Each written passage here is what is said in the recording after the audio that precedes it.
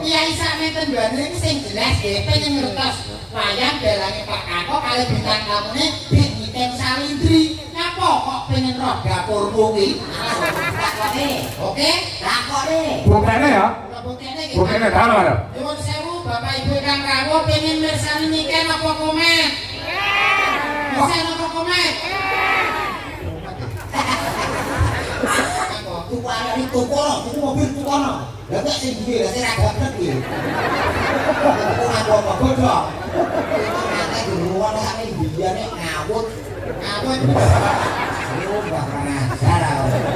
Kuwi aku kaya kesempatan. Ape bae kan laksuwe ra disetrum lho. Muga-muga endar gadah putra nek saged sing kathah. Wah. Lho aku bingung tuh Mbak iki celuk, Pak. Dok, dok. Dalem, Pak.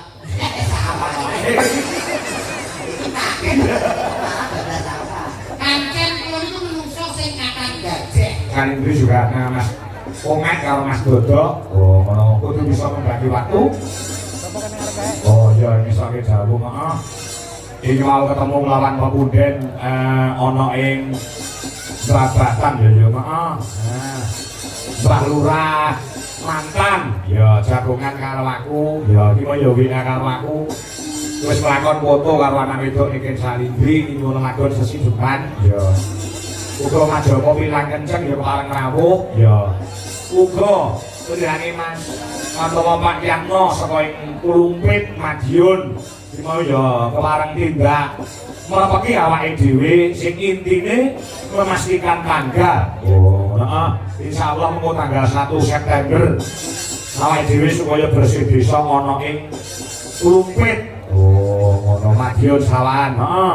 Ya, langsung dikai panjer 5 juta ki mau. Oh, ngono karo panitia desa Kulumpit. Heeh, insyaallah ketemu tanggal 1 September 5 yuto. Heeh, lumayan alhamdulillah disangoni karo wong Kulumpit lumayan iku bar wayangan iso didolan di dolan ning Gunung Batok. Oh, ngono.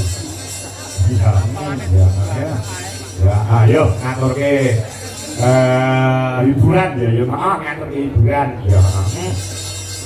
Bersama kanca-kanca Dwi Jolaras Indonesia. Oh, ngono mesake dawuh. Maaf, ya Mas Komet karo Mas Dodok daturi tindak panggung kuwi dhisik lho. Heeh. Lan nyuwun pangapura nyuwun rada kedawan nggon imbukan. Oh, ngono mergo Mas Komet karo Mas Dodok kuwi biasane ngur nggon imbukan tok mula imbukane didawake. Sadurunge men ora dadake gelo. Cuwa penggale para pandemen budaya utawa wayang kulit diaturke luwih dhisik. Oh, ngono. Oh, imbukane sik dawa men. Lah iya. Ngono ya ya. Awake dhewe dawa ya iso ndek ya iso. Ya, heeh, kalau awake iki biasane iki nggon limbukan to ya rada didawake. Golek kecenggaan mesake dari Pak Suwadi so Buati sing bayar. Oh, ngono. Ya Mas Dodok, Mas Komet gandul di panggung ayo kontrol ning dhisik gembira. Akhir-akhir.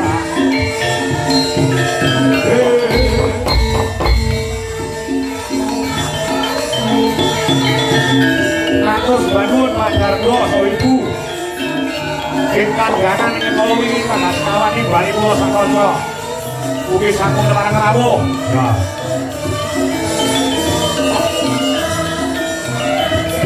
Pajar Doso Ibu.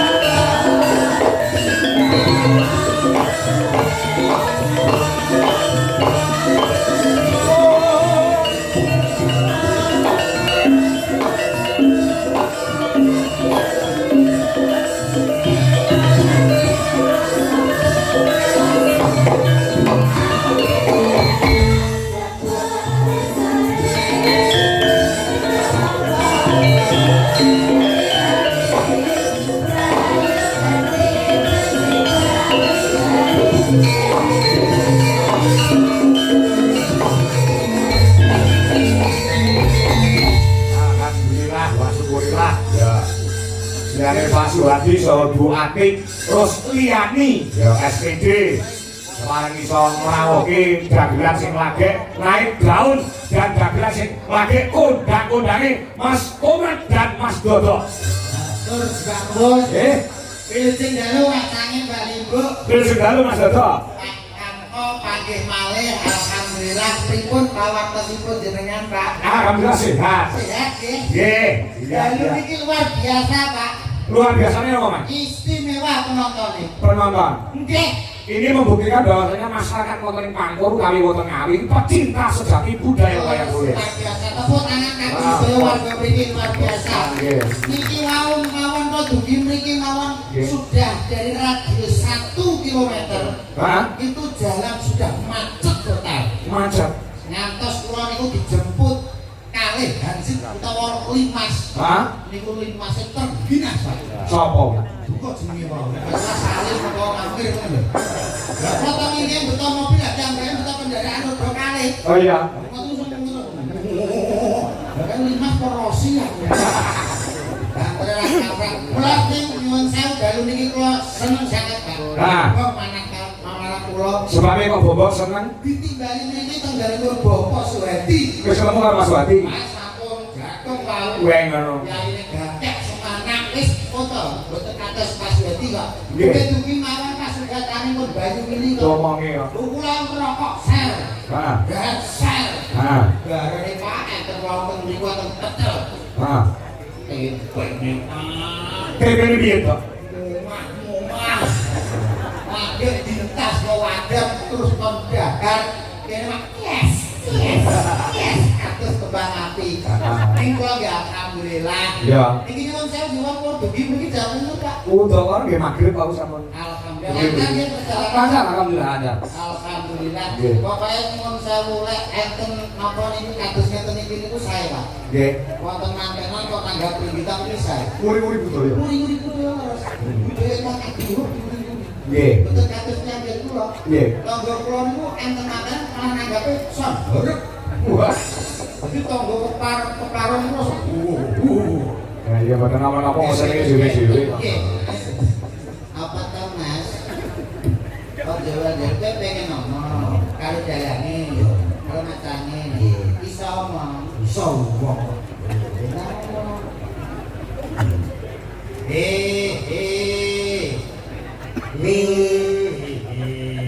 Apa itu? Iki lek omong apa ngendikan kali padahal niku sesepuh lho Mas Kalikan diunggah toto traktir lho.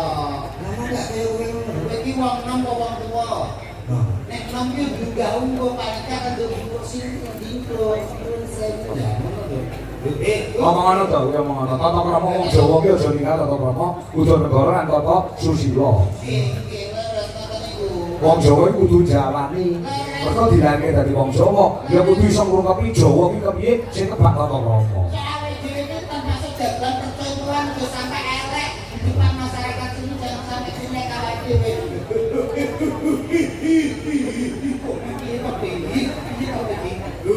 Kudu negara barang ditata ya. Iso ora to iki? Ambilku nek rawe ngene. Aku ya ngomong kok halu-halu. Sopan santun ndang kok iki ngene. Iya ta lho nanggo. Ketika kamu ke malam wayang. Oh iya.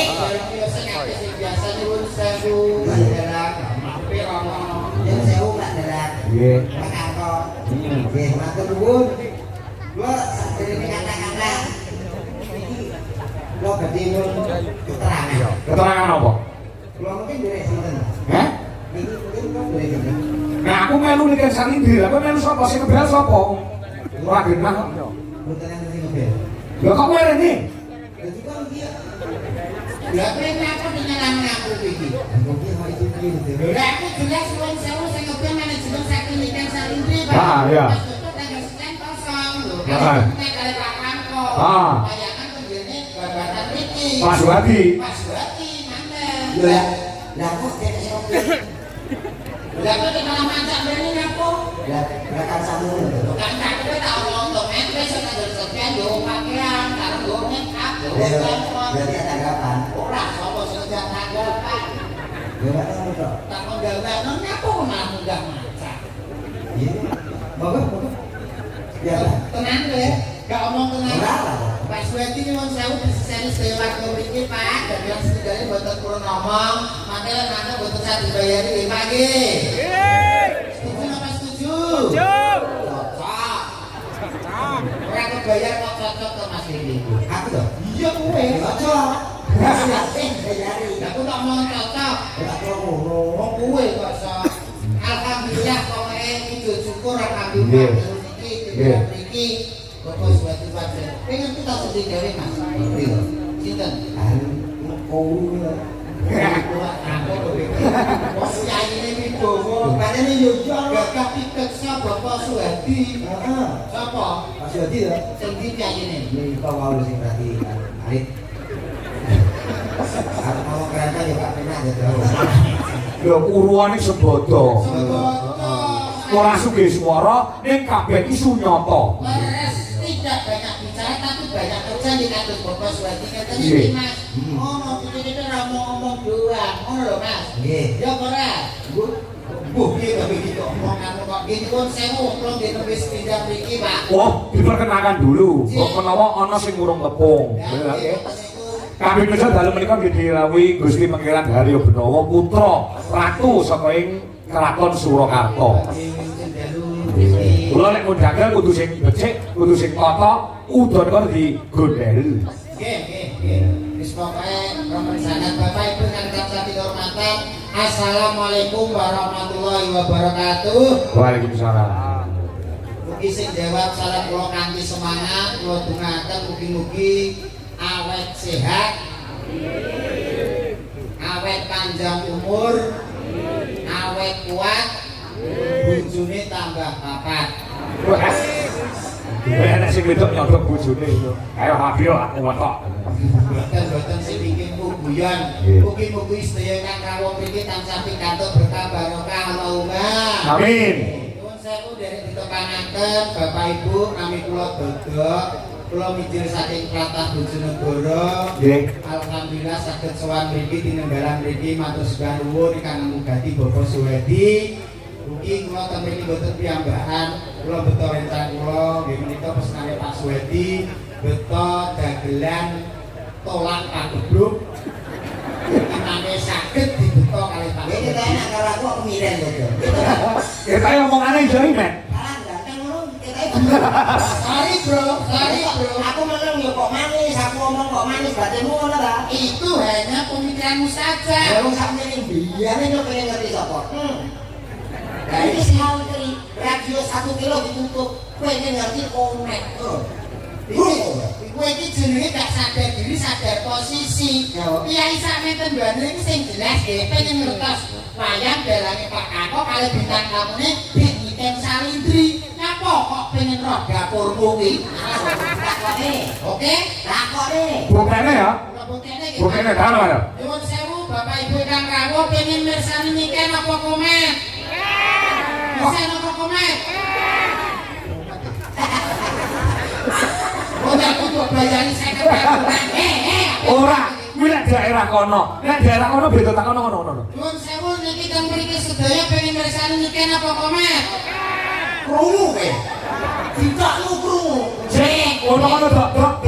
Kono urung. Nek sebenarnya kan nyuwun sewu Pak, iki jujur Pak, mau bantu to Pak. Ora nangis jenenge wong wis suara kudu macak kelas, aja mendolo malah ora dipilih. Ngono lho. Nyuwun sewu kang mriki Bapak Ibu ditulung. Cengengesan. Nyuwun sewu pengen mirsani Niken apa komen? Komat. Suarane terus kecil. Oh, ini mau deh. Oh, satu dulu. Pendidikan lagi. Nek kowe ndak salam dhewe ora jare pengen ngerti awakmu. Oh, saya sakjane kae iki pengen ngerti apa jenenge karo komen. Iya to. Kula dikek metu kanggo salam karo Bang. Nggih, Pak. Asline wis pendidikan ngoten iku terus mboten ya contoh aku ngomong iki. Nggih, tak ngomong. Bisa kok ngomong. Bismillahirrahmanirrahim.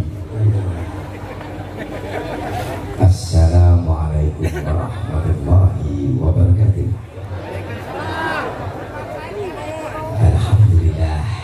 Alhamdulillahirabbil alamin.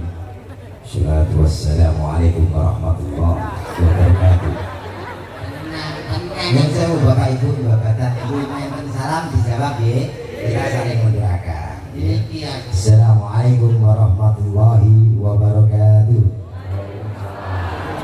Alhamdulillah, alhamdulillahirabbil alamin.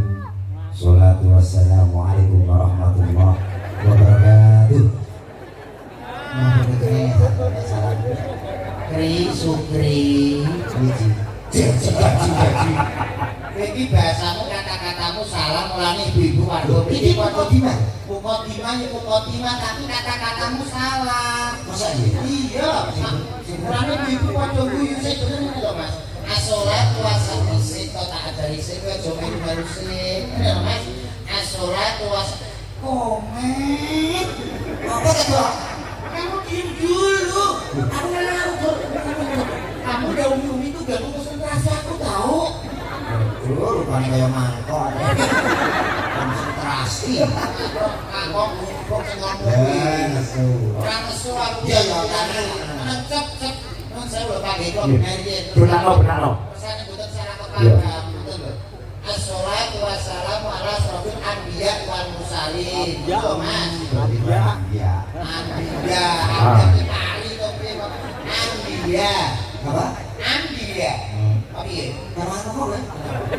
Aku yang biji itu tapi karena si samu mah oh ya biji ya kue biji ini gue nungguin iya terus ke sama batu ya kelompok sama batu para bapak-bapak ibu-ibu kula teng mriki jenengan teng mriku dan menika enten napa to?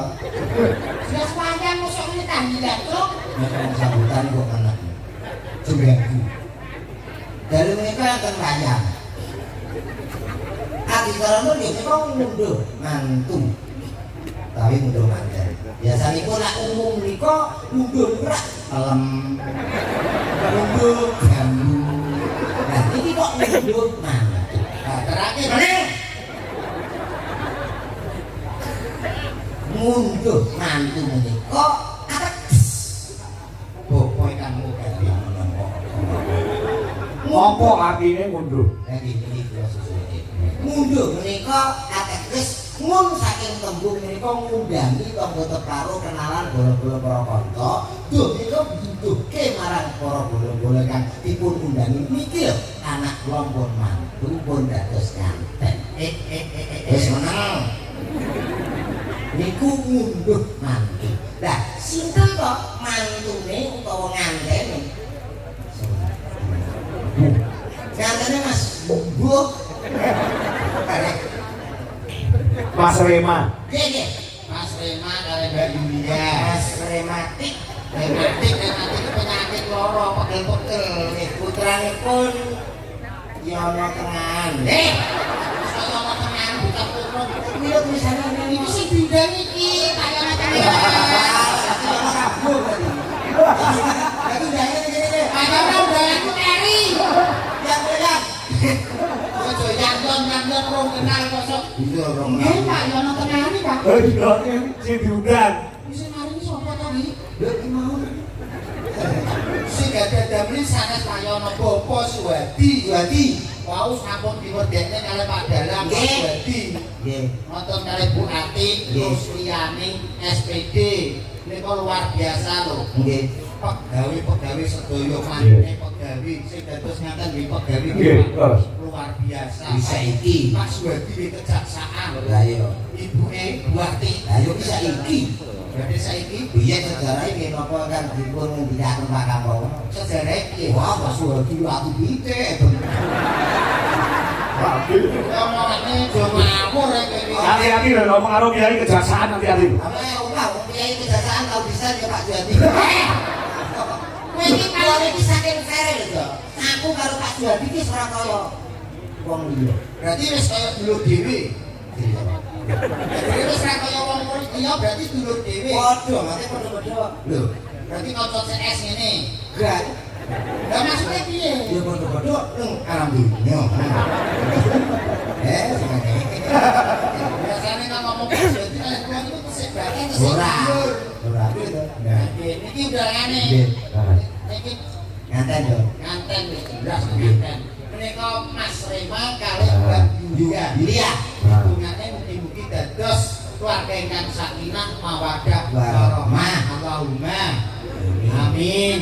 Pokoknya pesen kula kangge kemanten kekalih nyuwun sewu Pak kula ngaten-ngaten nggih pun dikariyin. Iya. Paling kangge paling tutur lah sithik-sithik. Ya lek pendidikan pinter mandane nek bab pengalaman sih pinter kowe Mas. Nggih to, lahir yen kula. Oh bener. Wis kene nggih kula. Ya wong sewu nek pengen bina rumah tangga kersane awet langgeng niku kuncine gampang pas wonten 3. Ingkang sepisan niku jenengan nang rumah tangga bina rumah tangga niku ampun rebutan bener niku rebutan salah. Jadi titik-titik sampai ngomong salah dalam nyepuro karo pasangan ini. Insya Allah sampai alamatnya rumah tangganya awet tur langgeng. Kaping kali kangge Mas Rema, jenengan itu kepala rumah tangga, jenengan kedah sembodo Mas Rema. Jadi apa sing dijaluk kali Mbak Dia sampai turuti. Sesuk tuku kali, turuti tuku kali. Sesuk tuku mobil, turuti tuku mobil. Sing wedok usaha duit sampai pagi duit. Ono sembodo. Omongan ora masuk belah. Tak kalau sampeyan biyane lho. Ya kok Tuku ana iki tuku mobil tuku ana. Lah kok sing duwe lah sing ra gapet iki. Ora apa-apa godhok. Ana diruwang sampe biyane ngawut. ngawur piye to ngawur nyatane iki wis tak budayane nggone bojoku iki wis skincare 2,5 juta. Ah, wis goblok. Ya apa Skincare nganti jutaan. skincare Nggonmu sudah 5 bulan putih. nah skincare nggone nggone kesehatan lho Alah. dokter lho Rasa pamer dokter. lah wis sudah iki skincare ndi Skincare Avita iki. Wah, cocok. Putih, tapi pemakaian habis sisa langsung gitu. Pak itu ora skincare Apitek iki cat tembok putih tapi ra ini duduk seneng nek bojomu ra ini duduk Kenapa tak bunuh dhewe ya? bayangkan kok dene iki bojomu kok minang ini tiba-tiba ra ini duduk kangge Mbak Yulia gitu Sing ketiga iki, Mas. sing ketiga Iya, tiga. kangge Mbak Yulia sampean kudu perbanyak sing jenenge senyum sumet kalih pasanganipun. Nah, Jadi misalnya kok Mas Rema mantuk saking berdamel niku jenengan senyum. Perbanyaklah senyum. Rumah tangga mesti langgeng. nah iki masuk, Pak. Masuk. Kalau bojomu ngadete kedete ora sapa-sapa ya senyum. Ya kamu ora tau duit ini. Hari senyum. Ya.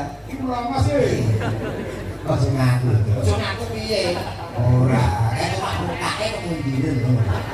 Kemudian berarti lambene kemajol. Lho, aja ngomong ngono. Wong wis mesti. Wah, rongos ya. Lah niki kula bathah, Pak. Bathah piye? Mangsane kok bojo mrongos iki dhewe faedahe to manfaate to piye? Ya, Pak. Nyatane bojoku mrongos kuwi dimanfaatno karo Indomaret Oh, karo dikontrak? lho dikontrak Mas 2 tahun setengah. Indomaret tak apa Karya apa? Karya gambaran. Bagian apa? Iya kuwi dikontrak terus dadi tiket ning arep lawan, Iya. yen lawan Indomaret terus. Ah, iya. Bojo mrongos manfaate niku. Nggih. Tiket tungguan sing apik. Iya. Anggere nek wong rokok tuku teh botol.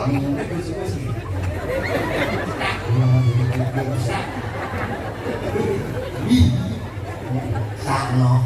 Itu nganten ora masuk blas. Lah ki pitutmu kang nganten apa? Yang penting gak kemandane muga-muga bahagia enggal-enggal pun paling putra.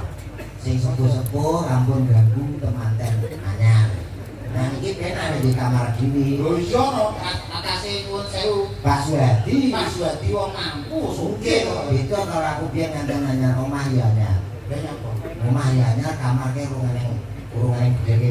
Iya iya. Urung tenggo ya wis dari siji iki. Nganten anyar malam pertama kan aku berdua tuh wong jenenge malam pertama. Sak kamar itu ndelok kok nek misalanku. Ya. Cah iki kae. Ya. Kelas 4 SD. Enek gawe nganten. Kayak nganten yo turu. Gawe bojoku. Lah kok iso sak kamar. Terus piye iki jadian? Aku kan ora iso pola ta, Pak. Malam pertamamu piye? Kok aku serang anakan jam 09.00 aku paling gawe dulu ya. Iya no. Santai. Kesel kok. Aku tak kiri turu aku. Lah kamu bingung habis dolanan HP nek jam setengah 11 ya mesti turun burung. Yo turun. Semua turun ya yo burung iki. Tak. Yo tau. Panas-panas setengah siji wis jelas. Kamu mesti turun ya. HP asalnya ya kok cek melek. Kamu kok betah wae. Lah yo umur 75 lho iki padahal. 75 ora kok kare. Ora apa lho. Aku pengen ngerti pohonmu. Yo enggak pernah ajar. Yo aku kayak kesempatan. Apa bae kan langsung ra disetrum lho. Muga-muga enggak ada putra nek saged sing kathah. Iku penting. Minimal 3. Dia Mas Enten ngono iki. Mas, Tenanan iki. iki lho kok galak-galak sing nanggep nyantel ora dalak. Nek wong aku kok ngono. Iya, dadi kudu Mas Reman ya. Mas Reman karo Mbak Lia minimal 3. Lah nyapa kok kudu 3? Lho ki nek tujuane. Tujuane apa? Anak 3. Iso ben sing ape bahagia awake dhewe iki tenanan, Mbak. Oh ngono. Nggih, sing loro kuwi mau di sekolah sing guru sing pinter. Sing siji digobloke. Saya iki sesat iki. Iki wong tua sesat. Wong kok sesat. Anak iki piye-piye dipinterke kabeh. Pinterke kabeh dadi wong sing apik. Keliru. Nah, kalau ngomong itu pakai logika, Mas. Jadi kurang logika piye? Awake dhewe iki rumah tangga saya tuwa. Iya. Iya ta? Iya, nek tuwa. Apa-apa iki kudu disediani kudu dipapakne. Iya. Lah nek wong telu mau sekolahnya pinter kabeh berhasil tugas ke Jakarta, tugas ke Papua, tugas ke pemerintahan pusat. Iya. Lah awake dhewe wis tuwa, bingung gitu. Nah, iki Ora nek saya nopen. nah, yo sing loro kok dipinterno ben dadi pegawai. Oh. Sing siji digoblokne iki kudu nggone awake dhewe masalah. Saya takon. Ini keluargamu iki dulurmu nek piro? Telu. Nek telu to? Iya. Kowe terus Yo, aku kudu dhewe. kowe kudu dhewe. Nah, Ya sing loro padha nih. wis nggone aku kejaksaan juga. Oh kejaksaan Aku kaya nang Polres. nek ora. Coba. Sing apa dulu? Aku. Wis ora ngomong ya to. Hmm. Leres Pak. Leres omongane ki ambek wis leres Pak. Berarti sing goblok iki. Sing goblok dhewe niki. Iki berarti apa digoblokno ngantek ngentek ngamek bumi telas iki digoblokno wae. Berarti termasuk berhasil. Sapa? Wong tuaku. Aku kira yang digoblokkan. Ora ketemu wong iki. Nah, aku dhewe. Omong sak omong dipikir kok omong iki jenenge senjata mangan tuan. Kita iki dhewe ngasih tenanan gawe sing akeh ya, Mas. Wis sing akeh, wis sing akeh. Iki nggih paling gak awake dhewe paring pamikun. Iya. Nggih Pak. Ana gamelan ana musik. Nggih. Guyon mari kena, gojekan, tetebangan. Nggih. Terus ketikane mau jenengan Apa? ngono to Pak. Apa? Oke liburan didawak-dawakne. Rencanaku liburan kami setengah telu. Pak. Jenenge ngono. Saya pesene pundi ya Pak itu. Asal jauh saking pundi. Saking anu Pak Suwardi. Ah, Heru. Lagi. Mau pesen kali kok mboten nonton. Biasa nggih. Mas Dedok, Mas Komet, mangke liburan mboten sah repot-repot, gampang wae. Liburan mangke rampung ngantos sak jeblek listrik. Ini dipun jeblek, nanti awake dhewe rampung. Lah kok saiki jeblek ngono. Su, berisik kok. Iki sak Sak madya sak perlune Iki gitu. sak perlune. Menghibur kangge teman-teman kekalih wong Ah. nyari nganten cek angen-angen to. Iya. Dicek romantis-romantise, Pak. Betul. Saestu. Ah. Terus itu terakhir Mas Nganten Mbak Rima apa Mas Rima kalian bantu ya. Sampai nek bina rumah tangga itu usahakan sampai nek mari panggilan kepada pasangan itu panggilan yang mesra. Nyuwun sewu. Contohnya kula mawon, kula lek kali bojo kula niku panggilan mesrane kados tiang-tiang luar-luar Mas. Piye? Jadi bojoku nek nyelok kula mau jawab Pak. Piye? Bojo kula nek nyelok kula Abi. Wah, api. Nggih. Kula nek nyelok bojo kula Umi. Wah. Kula mantul saking biyen ngoten niku. Rok-rok assalamualaikum Umi. Nah, bojomu jawab. Abi. Ini sama yang percaya. Gak percaya ngomongnya. Iki iku luwe ra apal.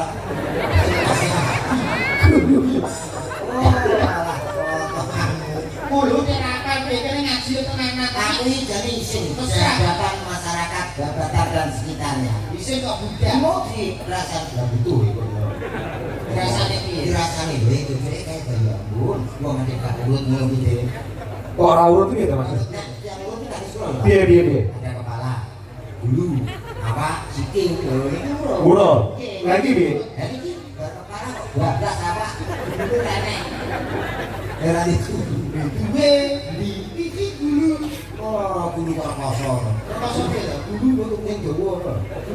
Kudu banyak. Oh, duwe guru karo ae kok sing dibedake. Ah, diceluk enak Pak nanti guru. Met kok met. Dalam. Wah. Lho aku gini tuh Nah, Pak. ini celuk Pak. Dak dak. Dalam Pak. Sama. Itu kaget. Malah ada sama. Pancen kula niku menungso sing kakang gajah. Kok malah gawe emosiku to. Oh, ini itu malah emosi. Menurut Kok semua ini kok pakai apa? Nek iso kuwi ya. Wah, awake dhewe iki kudu enak manajemennya. Iya, iya. Nanti kanggo temanten Mas. Oke. Oke. Nanti yo lagu-lagu sing wis terkenal ngoten. Apa sumber Mas? Mesra, paling gak lagune sing sadawi. Three, Three. three, three. Apa lagu Aku ngajak.